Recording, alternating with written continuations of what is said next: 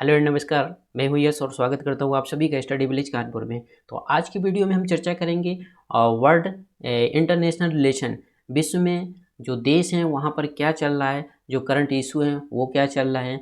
तो चाहे यूके हो, यूएस हो, या हमारा ये जर्मनी, जापान या इंडिया, पाकिस्तान, जो भी सारी कंट्री हैं उनके बारे में जानेंगे, कहाँ पर क्या करंट इशू है। हर कंट्री की करंट इशू होते ही हैं। तो सबसे पहले हम जान लेते हैं कि इंडिया। तो इंडिया के बाद अगर हम बात करते हैं इंडिया की, तो इंडिया में इस समय क्या चल रहा है। इंडिया में क्या चल रहा है? कुछ नहीं, इंडिया में इलेक्शन चल रहा है, तो इंडिया की बात हम नहीं करते हैं। चल, तो आगे हम चलते हैं फ्रांस। आगे की ओर अगर हम बढ़ते हैं तो हम पहुंचते हैं फ्रांस। तो देखिए फ्रांस में क्या चल रहा है इस समय। फ्रांस बड़ा चर्चा में है। फ्रांस चर्चा में इसलिए है कि एक साल पहले वहाँ पर एक मैगजीन, चार्ली हेब्दो मैगजीन थी, जहाँ पर क्या हुआ था कि उसने एक कार्टून प्रेजेंट किया था जो कि इस्लामिक के खिलाफ था। और उसमें से क्या हुआ था, कुछ कट्टरपंथियों ने उनको, वहाँ पर एक टीचर की हत्या कर दी गई थी। इसलिए वहाँ पर जो मैनुअल थे, मैक्रोन ये प्रेसिडेंट हैं वहाँ के, यहाँ के फ्रांस के, तो इन्होंने क्या किया था कि उसमें बताया था कि जो कट्टरपंथी हैं तो उनको बख्शा नहीं जाएगा, और उनके लिए खिलाफ कुछ ऐसा कहा था। तो उसको लेकर के क्या हुआ था कि जो पाकिस्तान है, तो पाकिस्तान में इसको लेकर के बड़ी चर्चा हुई थी और इसका विरोध हुआ था कि फ्रांस, बायकॉट फ्रांस, और बायकॉट जितना भी प्रोडक्ट है उसका बायकॉट करो और कोई भी ट्रेड मत करो फ्रांस से। ये सारी चीज़ें चलती रही थी। तो उस समय तो ये क्या हुआ था कि मैटर थोड़ा बहुत ठंडा हो गया था। बाद में हुआ ये कि इस समय चर्चा में फिर इसलिए आ गया कि लगभग 1 साल होने जा रहे हैं। तो यहाँ पर हुआ ये कि इस समय पाकिस्तान में जो है टीएलपी, वहाँ की तहरीक-ए-लब्बैक पार्टी है, तो वो जो क्या करती है कि वो इस समय उसका विरोध कर रही है। उस समय जब विरोध हुआ था तो पाकिस्तान ने कहा था कि नहीं, इसमें हम कुछ अमल लाएंगे और सारे जितने भी इस्लामिक कंट्रीज़ हैं सब एक साथ होकर के इसका हम विरोध करेंगे। लेकिन तो वहीं पर पाकिस्तान में भी विरोध हो रहा था। तो पाकिस्तान में जब विरोध हो रहा था तो वहाँ की जो पार्टी है टीएलपी, क्या वहाँ की पार्टी है, एक टीएलपी है, तारीक-ए-लब्बैक पार्टी। तो इस पार्टी के ने उसका पुरजोर विरोध किया था, और वहाँ की जो पब्लिक है उसने भी बड़ा इसका विरोध किया था। लेकिन हुआ ये कि पाकिस्तान के जो पीएम थे उन्होंने एक लेटर जारी किया, और लेटर एक लिखा कि इस पे हम आगे चर्चा करेंगे और उसमें डिबेट भी होगी संसद में, पार्लियामेंट में। तो वो अलग इश्यू, उसके बाद में बात चर्चा करते हैं। तो यहाँ पर क्या हुआ कि अभी वही इस समय पाकिस्तान में चल रहा है, जिससे ये फ्रांस के प्रेसिडेंट ने कहा कि उसने अपने 15 डिप्लोमेट जो हैं उनको वापस बुला लिया। और जो वो इसने फ्रांस ने एडवाइजरी जारी की है कि हाल में जितने भी फ्रांसीज वहाँ पर रह रहे हैं, जितने भी फ्रांस के लोग रह रहे हैं, अब फ्रांस के लोग पाकिस्तान में लगभग में कितने 3 से 4 हज़ार फ्रांस के लोग रह रहे हैं।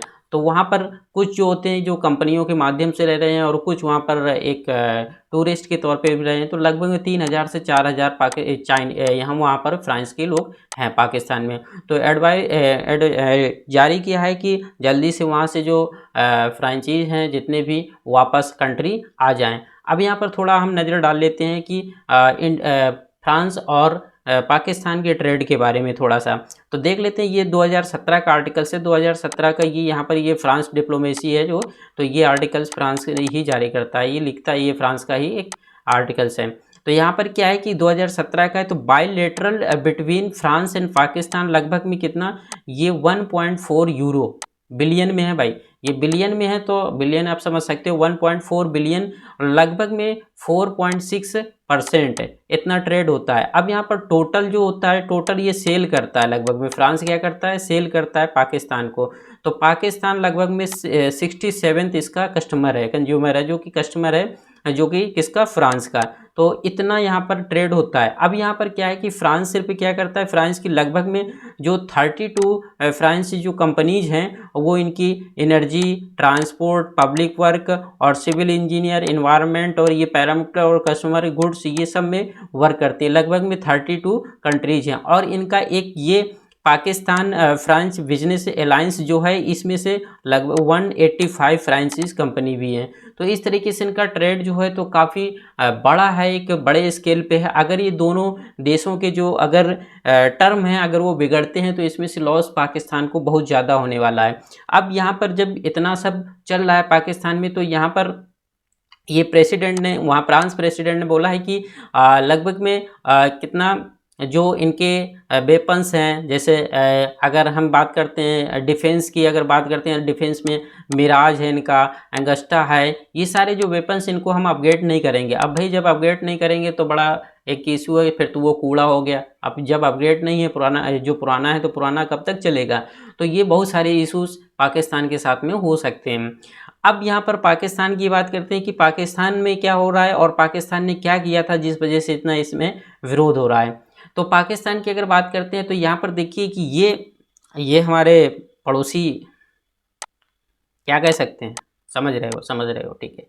हाँ, तो हमारी ये पड़ोसी प्रेसिडेंट हैं, प्रेसिडेंट नहीं, पीएम, तो पड़ोसी पीएम है, और ये हैं यहाँ पर टीएलपी की ये संस्थापक हैं। ये टीएलपी वहाँ पर एक पार्टी है, क्या है, तहरीक लब्बैक पार्टी। तो इसके ये संस्थापक हैं जिनका नाम है क्या, साद हुसैन रिजवी। अब ये कोरोना काल में तो निकल गए हैं, तो कोरोना काल में निकल गए, हालांकि ये कोरोना से नहीं निकले हैं, लेकिन ये नेचुरल इनकी डेथ हो गई है, फोटो पुरानी है। अब इनका एक बेटा है साद रिजवी, तो वही इसका नेतृत्व कर रहा है इनकी ये पार्टी का। लगभग ये कोई पार्टी नहीं है, पार्टी कहाँ, तो पार्टी भी है, क्योंकि लगभग जब इनका ये यहाँ पर जो चुनाव हुआ था, इलेक्शन हुआ था, तो लगभग में इन्होंने 1.5 बिलियन लगभग वोटिंग इन्होंने पाई हुई थी टीएलपी ने। अब यहाँ पर हुआ ये था कि जब उस समय 1 साल पहले जो विरोध हुआ था, तो उसमें जब ये इमरान खान, इन्होंने कहा था कि एक लेटर लिख करके कि हम इसमें क्या करेंगे कि जो यहाँ का एम्बेसडर है, फ्रांस का एम्बेसडर है, उनको हम निकाल देंगे, और यहाँ पर फ्रांस से हम कम्प्लीटली ट्रेड को बंद कर देंगे, और साथ में यहाँ पर कोई भी ट्रेड नहीं करेंगे फ्रांस के। ये लेटर उन्होंने लिखित तौर पर दिया था। अरे भाई, कुछ सोचना चाहिए, हमारे पीएम से सोच लीजिए, समझ लीजिए, कुछ सीख ले लीजिए। अभी तक एमएसपी हमारा लिखित नहीं मिला हुआ है, ठीक है। तो यहाँ पर इन्होंने लिखित दे दिया। अब ये 12 अप्रैल को था कि 12 अप्रैल तक ये हो जाएगा, लेकिन 12 अप्रैल तो निकल गया। निकलने के बाद में हुआ क्या, ये भी निकल के चले गए। अब इनका जो बेटा है साद रिजवी है, तो वो इस समय क्या हुआ कि सड़क पे आ गया, वो सड़क पे आ गया। इनकी पार्टी है जो टीएलपी है, तो ये भी सड़क पे आ गई। अब जब ये टीएलपी सड़क पे आ गई, तो यहाँ पर होता ये है कि जो इन टीएलपी में बहुत सारे जितने भी पाकिस्तानी थे इसका विरोध करने लगे, और विरोध करने के बाद में हुआ ये कि इन्होंने क्या किया कि ये टीएलपी को ही बैन कर दिया। टीएलपी जो पार्टी है इसको पाकिस्तान में क्या कर दिया, बैन कर दिया। बैन करने के बाद में जो इनका बेटा है साद रिजवी, उसको भी इन्होंने जेल में डाल दिया। अब जब जेल में डाल दिया और ये पार्टी को ही बैन कर दिया कि ये एक कट्टरपंथी पार्टी है। अब हुआ ये कि जब ये पार्टी को जब बैन करते हुए इनके जो समर्थक थे वो सड़क पे आ गए, कई पुलिस को हिरासत में ले लिया, कई पुलिस को मर भी गए और उसमें जान भी चली गई, कई सिविलियन की भी जान चली गई। तो बड़ा वहाँ एक तरीके का सिविल वार जैसा माहौल बना हुआ है पाकिस्तान में। तो अब हुआ ये कि तुरंत जब देखा कि ये तो माहौल बिगड़ रहा है और समझ नहीं रहा है, तो तुरंत इन्होंने क्या किया, इस पार्टी का जो प्रतिबंध लगाया था जो इसको, तो इसका हटा दिया, और साथ में जो साद रिजवी जो उनके बेटे थे इनको भी क्या कर दिया, वापस छोड़ दिया, रिहा कर दिया। और इस पे अब इस समय भी वहाँ की पब्लिक जो है वो जुटी हुई है कि जो फ्रांस जो यहाँ पर राजदूत है, एम्बेसडर, उसको वापस भेजा जाए। अब इसमें पाकिस्तान के जो पीएम है ये दोनों तरफ से फंस चुके हैं। अब यहाँ पर क्या है कि ये दोनों तरफ से फंस चुके हैं, क्योंकि अगर वो उनको वापस करते हैं, जो टर्म है, जो यहाँ पर बिजनेस है, जो इतना ट्रेड है, बहुत ही ज़्यादा लॉस होगा। यहाँ तक कि उसने फ्रांस से बहुत सारा लोन भी ले रखा है। फ्रांस एलायंस, उसकी जो पाकिस्तान और फ्रांस एलायंस जो एजेंसी है, उसके थ्रू इनको बहुत सारा इनको अमाउंट मिला हुआ। तो इस तरीके से इनके दोनों टर्म खराब हो सकते हैं। जब दोनों टर्म अगर खराब हो सकते हैं तो इसमें पाकिस्तान को बहुत ज़्यादा ही लॉस होगा। तो एक कहावत है ना कि एक कंगाली और उतने पे आटा गीला, तो भाई क्या होने वाला है वो आप समझदार हैं। चलिए अब चलते हैं हम कुछ दूसरे देश की ओर। तो हमारा दूसरा देश है रसिया। रसिया के इस समय हाल ही में चर्चा में है। तो रसिया में चर्चा में इसलिए है क्योंकि रसिया और यूक्रेन का, यहाँ पर ये यूक्रेन है और ये क्या है, रसिया। तो रसिया और यूक्रेन के जो टर्म है, जो रिलेशन है इंटरनेशनल, वो बहुत ही अच्छे नहीं है। हालांकि जो यूक्रेन है वो रसिया का ही पार्ट है। जब ऐसा ऐसा आर हुआ करता था, सोवियत संघ हुआ करता था, तब ये यूक्रेन जो था वो रसिया का ही पार्ट था, इससे अलग हो गया। अच्छा, इसका मेन जो इसके बीच में जो मनमुटाव है, जो इसके टर्म है, तो उसका मेन कारण क्या है कि मेन कारण ये है कि 2014 में इन्होंने, पुतिन साहब ने क्या किया था कि यहाँ का, ये देखिए, ये यूक्रेन का है, ये मैप है। तो ये यूक्रेन के पास में ये क्रीमिया पड़ता है, ये यूक्रेन का हिस्सा हुआ करता था। ये प्रायद्वीप है, ये क्रीमिया पेनिनसुला ये। तो यहाँ पर क्रीमिया पेनिनसुला जो ये है, प्रायद्वीप है पेनिनसुला, तो यहाँ पर क्या हुआ कि इन्होंने कब्जा कर लिया 2014 में। और ये किसका था, यूक्रेन का था। 2014 में, क्योंकि उस समय यूक्रेन में जो प्रेसिडेंट थे वो समर्थक थे किसके, रूस के। तो इन्होंने यहाँ पर कब्जा कर लिया। अब ये जो क्रीमिया है ये यहाँ पर रूस का कब्जा है, यहाँ पर रूस की ही सेना है। तो अब ये तब से ये मनमुटाव ज़्यादा चल रहा है, और तब से क्या होता है, और इनके बीच में फिर एक संधि हुई थी, जल संधि। ये अजय सागर है, सी ऑफ अजय है। ये लगभग ये क्या है, ये चारों तरफ से घिरा हुआ है, किससे, लैंड से घिरा हुआ है। यहाँ से एक पार्ट इसका निकला हुआ है, तो ये हमारा ब्लैक सी है। तो ब्लैक सी से क्या होता है कि ट्रेड होता है इनका, ब्लैक सी से सीधे यहाँ जर्मनी और सारी चीज़ें हैं।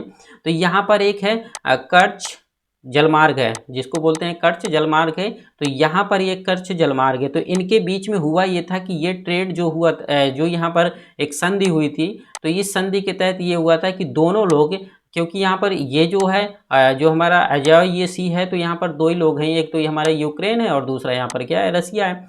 तो यहाँ पर रसिया के लिए तो बहुत सारे ऑप्शन है खुले हुए हैं, लेकिन यूक्रेन की अगर बात करते हैं, यूक्रेन के सबसे बड़े जो दो जलपोत हैं, एक ये बैट्रियांक और एक ये मणिपोल। तो मणिपोल और बैट्रियांक जो जलपोत हैं, इनके बंदरगाह जो हैं, ये दोनों इससे सबसे ज़्यादा इनका क्या होता है, व्यापार होता है। क्योंकि ये दो बंदरगाह हैं सारे यूक्रेन को, लगभग में 90% जो व्यापार होता है यही दो बंदरगाह से होता है, किससे, मणिपोल और बैट्रियांक से। तो हुआ यहाँ पर ये कि यहाँ पर ये जो हमारा एक जलमार्ग बना हुआ केर्च, कौन सा, केर्च जलमार्ग है, जो कि किसको जोड़ता है, ये अजय सागर, और ये किसको जोड़ता है, ब्लैक सी को।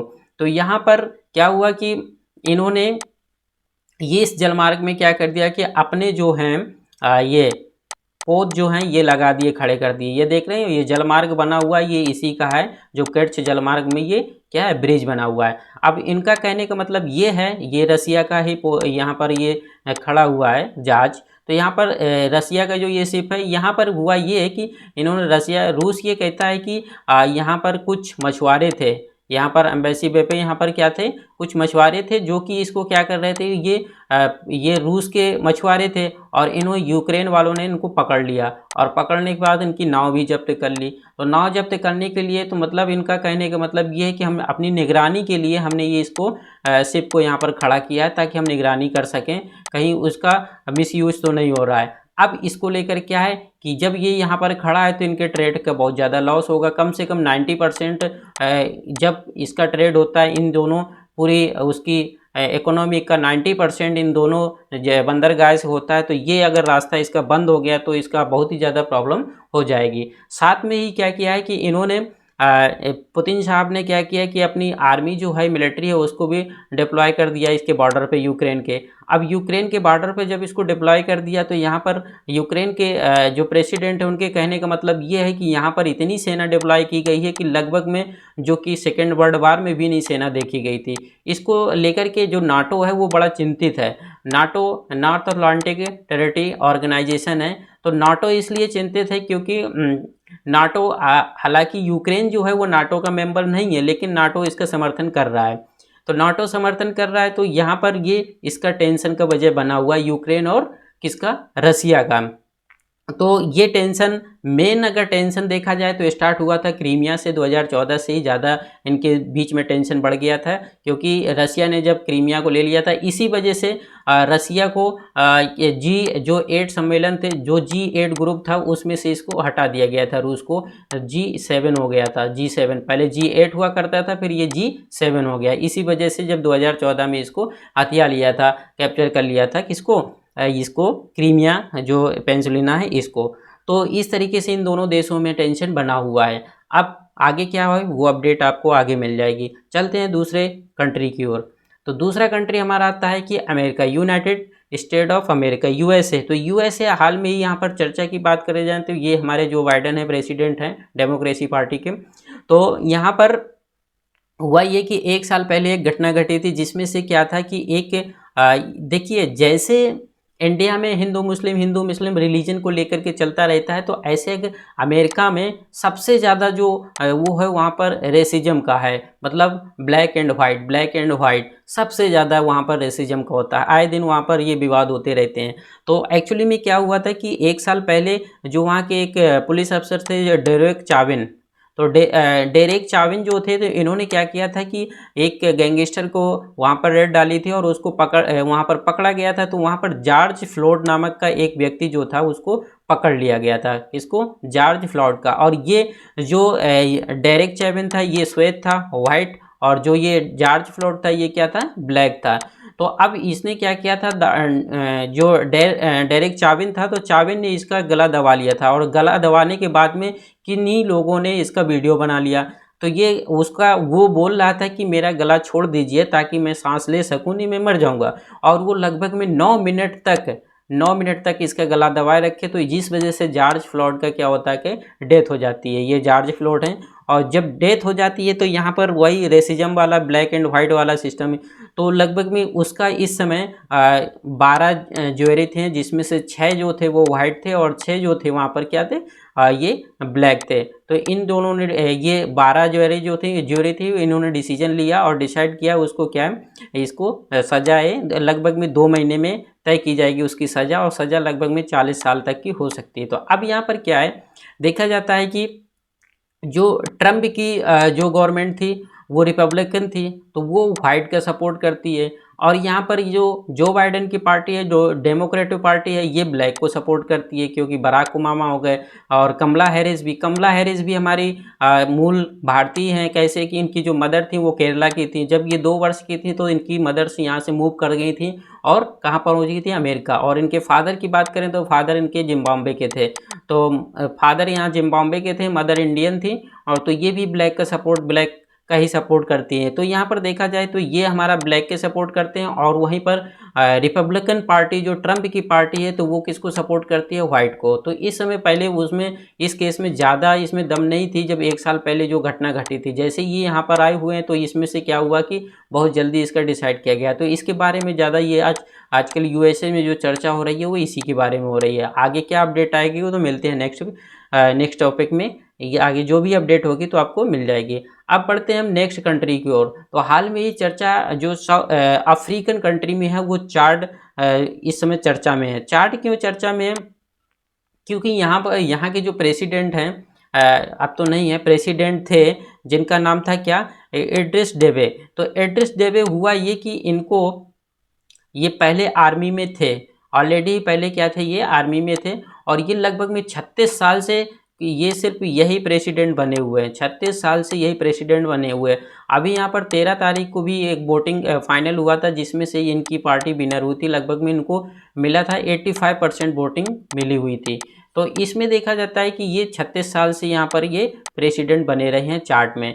तो ये एक मरुस्थल कंट्री है जहाँ पर रेगिस्तान बहुत ज़्यादा ही है। और तो यहाँ पर ये इसलिए जाने जाते हैं क्योंकि यहाँ पर इन्होंने बहुत ज़्यादा यहाँ पर रेगिस्तान में पानी की सुविधा जो है और साथ में रोड ये बहुत सारा डेवलप किया है। छोटी सी कंट्री है लेकिन रेगिस्तान की कंट्री है। तो अब इनके साथ हुआ ये कि इसलिए चर्चा में बने हुए हैं चार्ट कंट्री कि यहाँ पर जो एड्रिस डेबे है तो इनका मानना ये है कि ये फ्रंट लाइन में चले गए, कि बॉर्डर पे फ्रंट लाइन पे चले गए, जहाँ पर क्या है कि टेररिस्ट का एक ग्रुप रहता था। वहाँ पर जाने के बाद में वहाँ पर क्या हुआ कि इन पे अटैक किया गया। अटैक करने के बाद में इनकी डेथ हो गई। अब अगर देश का कोई राष्ट्र है और अगर उसकी डेथ होती है तो वो चर्चा का विषय तो बनती है। तो अब यहाँ पर अब कुछ न्यूज़पेपर में ऐसा दिया गया है, हालांकि ये वाशिंगटन पोस्ट का है, लेकिन कुछ न्यूज़पेपर में ये भी दिया गया है कि इनकी जो डेथ हुई है तो वो लगभग में वो डेथ संगठन के द्वारा या मुठभेड़ में नहीं हुई है, बल्कि इनकी डेथ एक आर्मी के द्वारा की गई है जो कि इनके ही आर्मी में शामिल थे।